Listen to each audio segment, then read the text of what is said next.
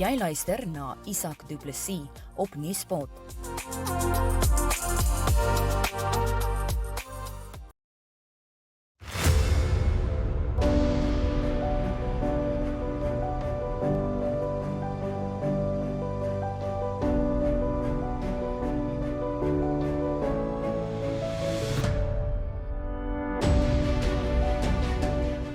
Ek het nog nie wortel gespeel vandag nie. Ek het nie geweet jy speel wortel nie.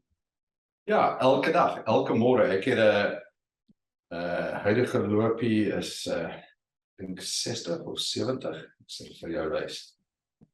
Hoorie, maar Rob, ek het nie geweet jy kan Afrikaans praat nie. Ek kan, maar is nie so mooi nie as ja, ek is hier meesterlik. Great. En ek speel saam met Gerrit Steenkamp, Luther Delpo, Tiaan Hannibal, Charles de Leer, Dries van Skalkwyk, Paul Rolofse en ander mense af na Afrikaans. Okay, greatness. So jy praat nie so jy praat nie so goed Afrikaans dat jy met my 'n onderhoud in Afrikaans kan doen nie. Omdat ek het die vocabulary nie. And that's why I'm practicing wortel. I'm trying to improve my vocabulary. No, but I won't tell you the word from this morning, as I'm sure a lot of your viewers know wortel, and I don't want to ruin it for them. Okay, no, we talk English, but I hope that our viewers will understand that I talk Free State English. So there's lots of r's and a lot of time the E's and the R's are. Ja, maar jy kan Engels en Afrikaans saam praat. Turned around. En ek sal dit ook doen. And sometimes my brain freeze when I'm looking for a word. Put the Afrikaans word in and mix it in. Come on. I had a good friend that always asked people, specifically when he gets into an English conversation, he said to them, listen, I'm really not very good at English, so please don't rate my intelligence according to my capacity to speak or incapacity to speak English. I'll tell you a quick funny story. I worked when I was 25 or 26, 27. I worked in New York for Goldman Sachs on Wall Street. And one of the senior guys came to me and he said, now listen, I'm putting you onto a deal in Texas. Okay, it's a very important deal. We're going to try and win it. It's a big financing. And you're going to be the junior guy running the numbers and working on it.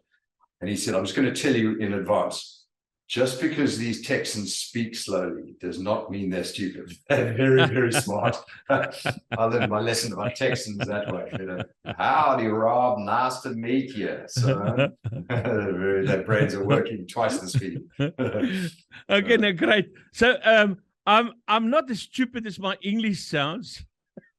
Or as slow as you speak. Or as slow. No. Well, I hope not. But anyway, this is Rob Hersov. Thank you very much. Welcome to my program, Rob. Nuuspot, baie dankie. Nuuspot, baie dankie dat jy saam met ons gesels. And although it is in English, we look, Afrikaans and English are not supposed to be enemies, so you are most welcome to speak English. I'll speak my Free State English, and the subject on the table is your open letter to John Steenhuisen, the re-elected leader of the DA. I was at the Congress last weekend. I must tell you, Rob, set aside anything else that you want to say about the DA or not say about the DA. It's impressive, man.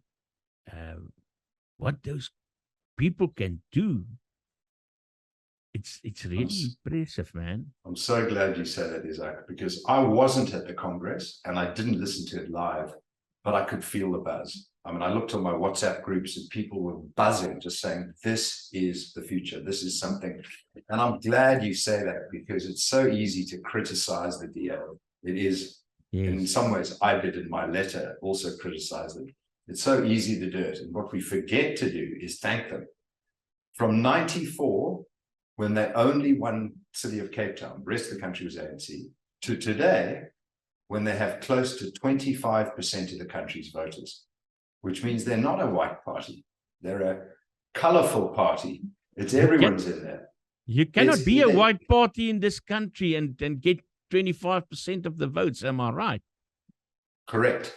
And, nobody thanks them. And every single day, they have hundreds of people, thousands of people. I've got a friend in the Free State. I'll mention it because you're from there, Marita Kutsia. And I want to call out to her. I don't know if you know her, but Marita Kutsia is with the DA, and she sent me a plaintive message after I'd written my Dear John letter saying, Rob, please, I beg you, DA loves you. We want you to stay. What can I do? And she's a wonderful human being. Not many people have heard of her, but she's an example of incredible people in the DA that work on our behalf, high principles, high standards, good governance every single day. Thank you, DA. I'm not in particular a DA supporter, meaning that I didn't really vote for them in the past, but I've come to the realization, as you have said, that it's very easy to criticize the DA, but in the process, while I was at radio, and over the years, I come to know quite a lot of people working for the DA, and like you said, people like Marita, and then there are other people like Annette, who's not part of the DA anymore, Annette Stein, Veronica van Dijk, Anshin Dreyer. There are so many names of wonderful, wonderful people putting their time and energy into the party. But now I sound like an agent for the DA. No, we're just experiencing the buzz from the Congress. Look, I went to Oranje 2 weeks ago. I don't know if you know that. I know. Yeah. What have you done there? No, I was curious. I've always been curious about. Firstly, I don't know the Free State very well.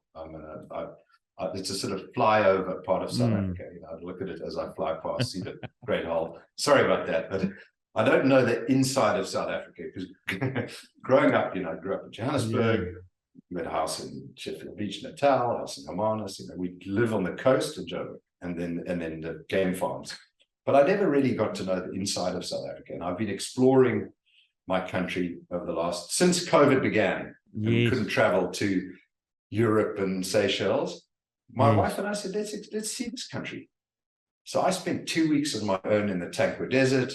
We've been going up to Swellendam, to Breda River, we're all over the place. And explored the Western Cape and Northern Cape.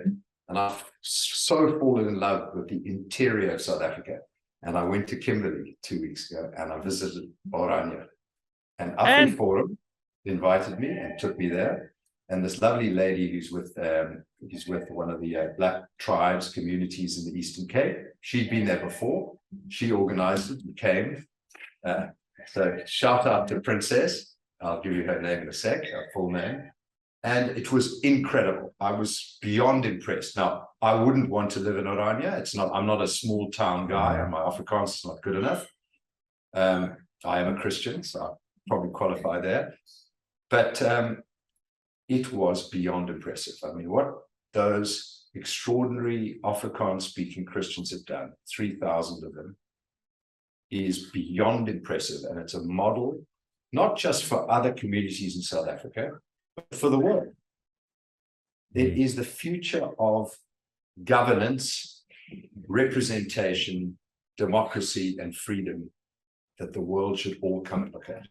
And I'm encouraging Mmusi, Maimane, Gayton, McKenzie, Jordan Hill-Lewis to all go to Oranje, and they've all been invited by the people of Oranje to go and have a look what these incredible people have done. I salute the people of Oranje and the Afrikaners of South Africa. I mean, I said to my wife, nothing has impressed me more than maybe my visit with my wife to Israel. And Israel and Oranje have a lot in common. You take a terrible piece of land and you build something of it, like Rwanda and Switzerland. And more, even more than that, you build something world class. As you have said, something that the world can come and look at and and learn.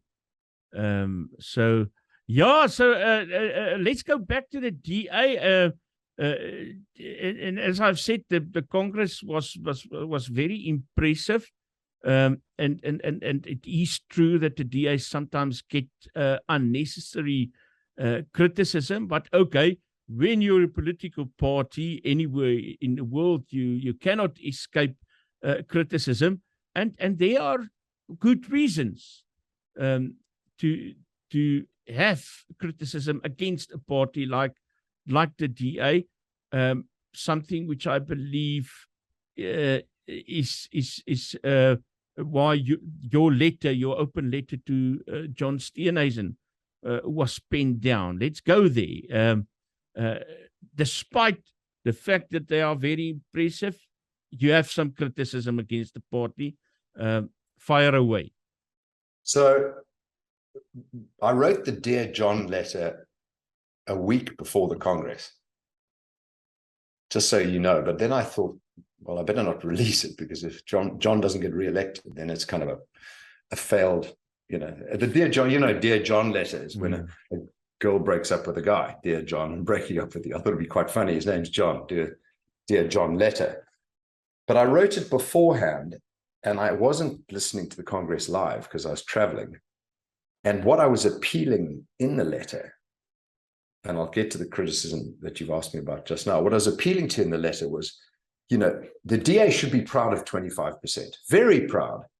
And instead they don't act proud. They act unconfident. They don't act statesmanlike. They attack the VF plus. They reject Gayton McKenzie. And let's get back to that in a second. They are dismissive of their potential allies and not embracing them. And my letter was to say, look, this is a last chance. I think the EFF will destroy this country, and an EFF-ANC coalition is the end of South Africa, the end. And I understand Helen Zille, who's highly intelligent, one of the smartest people in political strategy in this country. She, Corne, Mulder, Frans Cronje, I can Mmusi, Maimane, I can name some very smart people. But Helen believes that to save South Africa from the EFF, the DA has to consider coalition with the ANC, or the reform side of the ANC. I never call it the good side. I don't think there is a good ANC right now, but the reform side. And a man I must admire is Enoch Godongwana, our finance minister. I mean, I hold him highest of all in that cabinet. I hope he doesn't get rejected now because I've said he's a good guy. If I say someone's a good guy in the ANC, they immediately come out the next day and say, Rob is terrible. We're not captured. I should run around complimenting everyone and just destroy the ANC that way, because then they're all captured. But her strategy is smart. It's if we can't pull a coalition together to get to 51, we must try and at least team up with the good side of the ANC and make sure the EFF doesn't get in. The EFF will destroy this country. So she's very smart, but it would make me sick for the DA and ANC to be in power together. How do you control the bad guys in the ANC? Are still going to be there, Becky Taylor and those idiots. Excuse my language. We have to get the coalition together. It has to happen. And I said at the end of my letter to John, do the math. If DA, Action SA, VF Plus, Inkatha, ACDP, and the Patriotic Alliance come together, we will get more than 51%. We will. You've got to be confident. You've got to believe in this. They call it a Moonshot Pact. I don't like that name. I like Rainbow Alliance, something like that. But they'll come up with a name. We can win. And we can win because 55% of South Africans did not vote. 55% of registered voters, or potentially, did not vote. Why didn't they vote? Frans Cronje tells us in his research, they either don't believe politics makes any difference, they don't ever see the ANC being kicked out, or they've had enough of the ANC but aren't brave enough yet, or don't know who to vote for yet, someone else. They're ready to leave the ANC, or they've left them, but they're not ready yet to back someone else. If we can focus on those 55%, which I think is 18 million people, 18 million. If we can get 5 million of those 18 million to register and vote for change, we will win. ANC gone, EFF forevermore gone to the pits of hell. And that's what we have to focus on. So I wrote my letter, criticized the DA, and mainly said, this is the last chance. If you don't try and do a coalition, I'm out, I'm gone. And I'll join the VF Plus or Mmusi Maimane. And in the Congress, John announces that he's going ahead with a coalition. Okay. So someone must have been reading my letter in advance. Maybe Secret Service gave it to him. Was leaked. This is a country of leaked documents. Yeah. I had sent it to a few people in advance, I must admit. I mean, to try and remember who I sent it to. But to their credit, I mean, John did announce we're going ahead with it. But to be fair, Corne, Mulder, Bantu Holomisa, and others and Herman Mashaba have all been anyway speaking about pulling this coalition together. This is not like the DA invented the idea. The DA is coming in late, but they're coming in. And this is fundamentally important. Rob, and I want to put this to you on the table. I can understand because I immediately phoned Corne and Herman after the Congress last week to get some reaction from them for an article that I was writing. And I can understand the negative reaction in as much that they have already started the talks. But thinking a little bit further about this, the reality is also whether they have started the conversation or not, they still form 3-4% of the voters on this side of the ANC against the 25% of the DA. So somewhere, shouldn't the smaller parties also realize, okay, we criticize the DA about their big brother attitude and they are too arrogant. I get called that. There is some reality that you have to take into account coming to South African politics, or do I have this wrong? You got it right. You know, in coalitions in Europe, in Israel, in other countries in the world, you know, Germany, Denmark, having a 25% anchor shareholder or anchor political party in a platform is very, very, very strong. Often coalitions are made up of, you know, groups that have smaller than 25%. The DA, 25% is fantastic. And you add on the 3-4% of VF Plus, you add on in Carter, which is growing like a rocket in KZN. I mean, they're giving ANC a bloody nose, and deservedly so.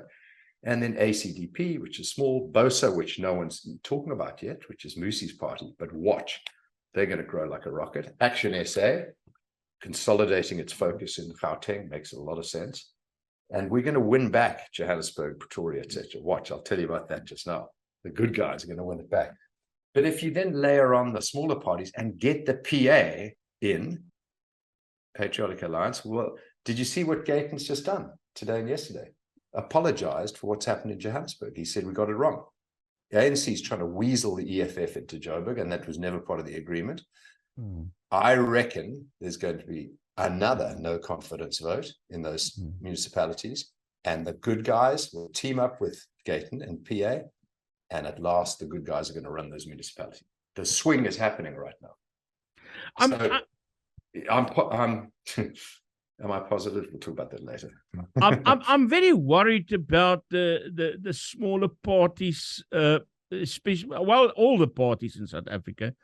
Somehow they lost focus of the voter, because when a party starts bickering about positions, rankings, you know, then it tells me that somehow the focus is not where it should be. How do you feel about it? So I ask my friends, what does the DA stand for? What does Action SA stand for? What does Nkatha? They can't tell me. I mean, no one can tell me. They kind of know it's pro-West, pro-capitalism, pro-democracy, sort of DAs, but more liberal, whereas the VF Plus and Carter is probably more conservative, much more rooted in Judeo-Christian religion. The DA probably more liberal, Western liberal. But ultimately, all these parties, if you gave the 10 most important things for voters, for people in the street, for the man and the woman in the street, those 10 most important things would be ranked very clearly as jobs, tough on crime, like security, keep us safe, education of our kids. These issues are so obviously the most important things. The death penalty is not in the top 7, 8, 9, 10 priorities. Okay. So forget fighting about yes or no. Why not make it a referendum in the next government? Should we or should we not institute the death penalty? Referendum. 51%, we institute it. 51, we don't, But don't make it an issue. So when the coalition comes together, hopefully as soon as possible, they need to say, we agree on the following 5 things, fundamentally. And then the voter will say, I get it. I understand now the difference between this rainbow coalition, the ANC, and the evil EFF. I'm going to vote for one of the guys and one of the parties in the rainbow coalition. And that's what you're saying, because the man in the street is woman in the streets looking, and just like all these political parties care about is stabbing each other in the back, power. But what do they really stand for? And now's a chance for us to tell them. I think proof of what you have just said is the party's little ego trips, in the sense that if you look at Action SA, and I have regard for someone like Herman Mashaba and Ethel Trollip and so on.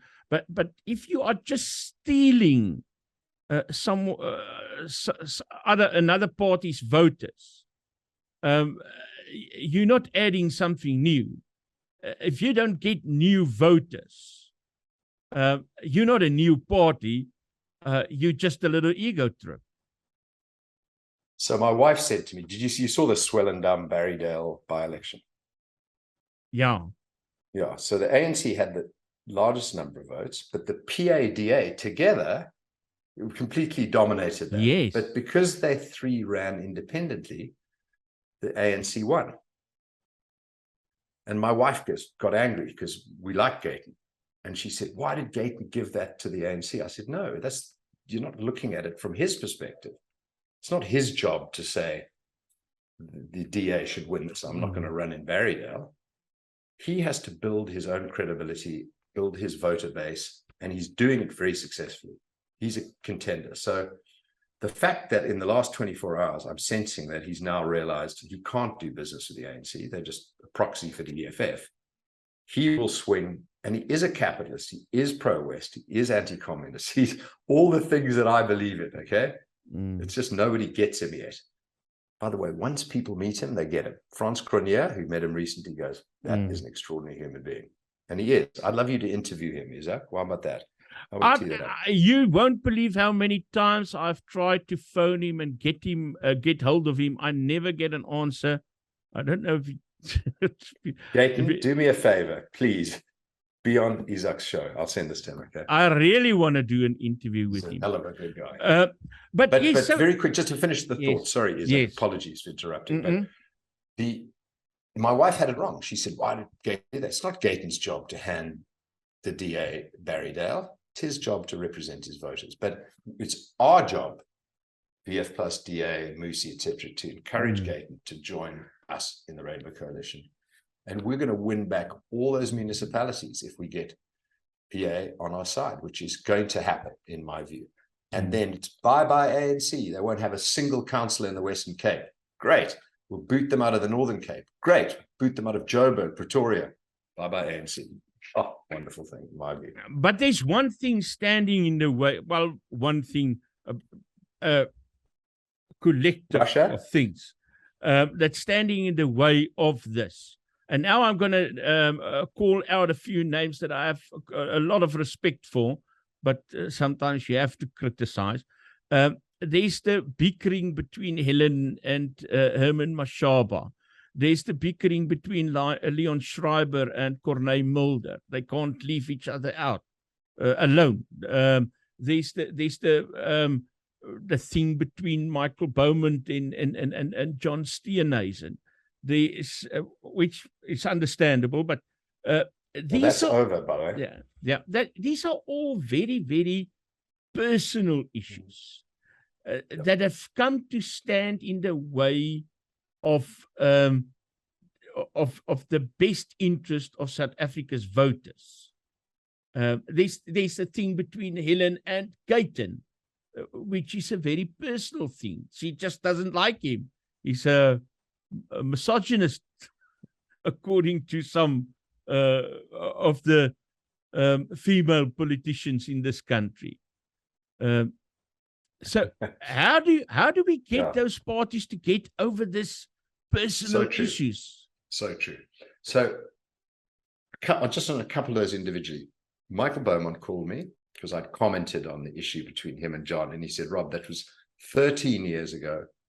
People keep repeating it's an issue. It really isn't. John and I get on incredibly well. We have respect. That's not a non-issue. And I accept that. Michael, to his credit, he reads my articles, even though I criticize him and Action SA here and there. He reads my article, says, great article. This debate needs to be had. Oh, and by the way, on that little issue, and he discusses it. He's an impressive guy. So the John Michael issue's gone. Okay. The Schreiber Corne issue is silly. You know, Corne I have the greatest respect for. I mean, he is the patriarch of politicians. How do I say that in Afrikaans? Die and he is... As jy dit in mooi Afrikaans wil stel, dan gaan jy sê hy is die doyen van politici. Hy is die doyen van politici. And that, I think, is silly. I made a speech at the Durbanville Sakekamer about a month ago, and the great DA lady there kind of said, I get so depressed. These people all semigrate from Natal and from Gauteng and everything, Free State down here, and then they go straight to the VF Plus because they're so sick of what's going on up country. And I kind of thought to myself, so what? So what? It's part of the Rainbow Coalition in my head. Good for them, you know? But for her to say that is a bit silly. And anyway, it's not thinking of the country as a whole, but I get it. So the one issue that isn't going to go away is Helen and Gayton. Helen Zille and Gayton McKenzie. But I do think at the Congress, Helen Zille has bought into the Moonshot, the Rainbow Coalition. For that to be announced as a big, she has said, fine, let's go for it. That is the prize. And for her to get behind that means she's accepted the faults of the DA and the faults of all the other coalition partners and will get behind this and make it happen. And that's very important. Now, what does that mean for the relationship with Gayton? To her credit, okay, and I'm eating my own words, okay? When Gayton called no confidence in Johannesburg and Pretoria and places like that, and the ANC got in, I took a lot of flack, okay? And I said, and he said to me, Rob, I've got to build my constituency. I can't be the baby of the DA. I can't just be swatted around by them. I've got to prove to them that I've got real power. And Helen drew the line. She said, we will not ever do business with the PA or anyone that works with the ANC like this. Gayton has now realized that the ANC has got the EFF behind it. And he said he never agreed to that. And he's out. I think he's decided now to cut the links. He's spoken to Herman Mashaba. I guarantee that's happened because they got very close at the Biz News conference. And I think Helen has stood her ground and the right thing will happen. Gayton is going to cut his links to the ANC and join the Rainbow Coalition. I'm saying it first, okay? On your show. No one said this yet. I'm seeing this. And he hasn't told me that, but good for him for admitting he was wrong. Good for Helen for holding the line. And I'd like nothing more to see the two of them shaking hands. Maybe a hug's too much, but at least shaking hands. I like to be there when that photograph's taken. But I think it can happen. Do you think there's a chance that the ACDP will also get into this? Because 100%. Their latest is that they don't want to go into it, but sometimes they do that as politicians as well, playing hard to get That's exactly what's happening. It's like, you don't think I'm beautiful enough, give me a kiss and I'll join. It's exactly what's happening. Join. They're very, very good people, reliable. I think they're at sort of 2% and they're comfortable with that. They've got no real ambition to go beyond that because their base is Christian and they want to keep it in that way. But they're very good and reliable people, as is in Carter. We don't talk enough about them. Christian, conservative, regal. Some of the criticism against the Moonshot Pact or the Rainbow Coalition, like you want to call it, is that you cannot practice politics in opposition to something or an idea, which under normal circumstances I would say I would concur to, but I think we are in very abnormal in a very abnormal situation, having a crime cartel running a democracy. It's time that we put some other tactics into effect. What worries me, 8 parties come together, or 8 groups. Some are individuals, that haven't built teams yet. They come together. The ANC, with secret money from the Russians, with crime cartels worried that if the Rainbow Coalition come in, they're going to go to jail, and they should be worried. They then look at these partners, look at the people within them, and they've got wads of money to try and bribe, steal, kidnap, any of these members into deserting or undermining the coalition. You've got a number of people they can pick up, and they're going to play dirty tricks. The ANC, this ANC is made up of dirty tricks, people at the top, gangsters, criminals, useless people. The ANC in the past wasn't like that. And I admit 94 to 2004 is where we'd like to get back to, a bit more pro-capitalism, pro-West, but that was a good run for South Africa. And let's get back to that with competent people. But it's very worrying that, coalitions held together, they're going to have a contract written, signed, and announced to the public. We, the following 7, 8, 9, 10 political parties and individuals, hereby sign this agreement. We will never, ever, ever, vote against this, vote for that, or whatever the agreement is. And coalition agreements get published.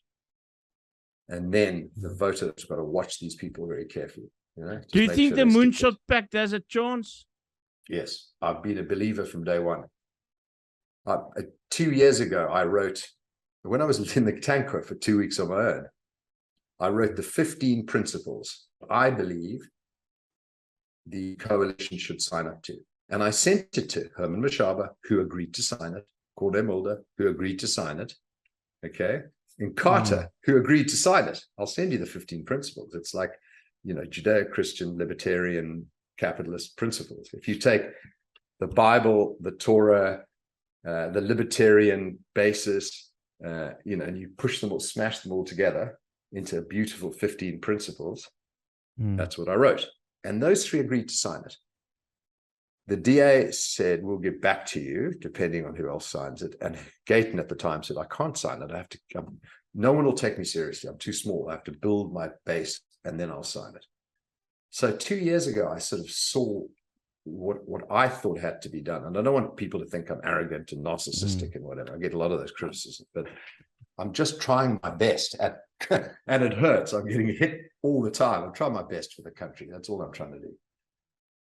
And Bantu Holomisa and Corne Mulder and others have tried to pull it together, but they needed the DA. You can't do it without the DA, and the DA is now in. So this is good news, Isaac. This is good news. Okay. Rob, this morning again in my live program that I have every morning, I got worried again.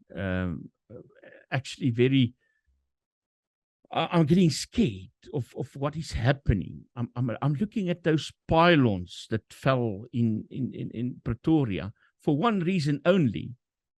It was vandalized. And there are people buying that stuff. And you look at the the increasing number of cash in transit heists, the audacity of some criminal things happening in South Africa, all pointing back, Thabo Bester's escape, all pointing back, in my mind, to an inept government not being able to keep their authorities intact and in operation. And I'm getting scared for the future of the country, because the more this happens, the more it will happen, and the worse we are off. Am I paranoid, or 100%. do you think No. I have a reason to wish for this Moonshot Pact to work? We need something else. Is what we have to do. Our only option is to get behind it and get 5 million people who weren't planning to vote or too lazy to sign up, to sign up and vote for change. I'm worried too. Living in Cape Town, in the southern suburbs, we live in a bubble. You know, my friends, lunch, dinner, wine farms. I mean, in the Cape, you think this is a normal country, and you're in a bubble.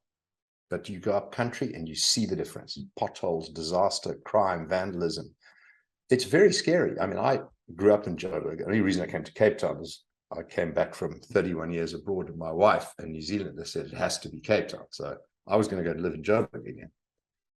But it's very bad. Its crime is horrific. You know, the Jeremy, I forgot his last name, the famous journalist got killed. Gordon. At home. Gordon got murdered at home. I mean, does that say it all? You know, a journalist gets murdered at home for his television in his car. That's where we've come to. You know, and this country is in desperate need of saving. We're on the edge of not just being a failed state. We are a mafia state. And look at our cabinet that you mentioned. You know, how did Ndiwe Sizulu stay in cabinet for so long, being absolutely useless? How is Becky Taylor even on the cabinet? He's completely useless. He's head of police, and crime is rampant. Look at the list of the most dangerous places in the world to live, and the highest crime, the highest murder rate. I mean, at least South Africa is a world leader in that, embarrassingly so. It's extraordinary how bad things are. And the average person is under threat every day, going to work in the train, going to work in the bus. It's horrific. You know, you and I are relatively safe, relatively lucky, okay? Because we've got some money, but it's a terrible situation this country's in. And look at our cabinet, useless, inept, incompetent, or owned by the mafia. That can only be it. You know, Becky Taylor looks the other way. He knows which things to look at and which things is to leave, or the mafia will knock him off, or they own him. One of the two. I mean, he's just completely useless. And Cyril is equally useless.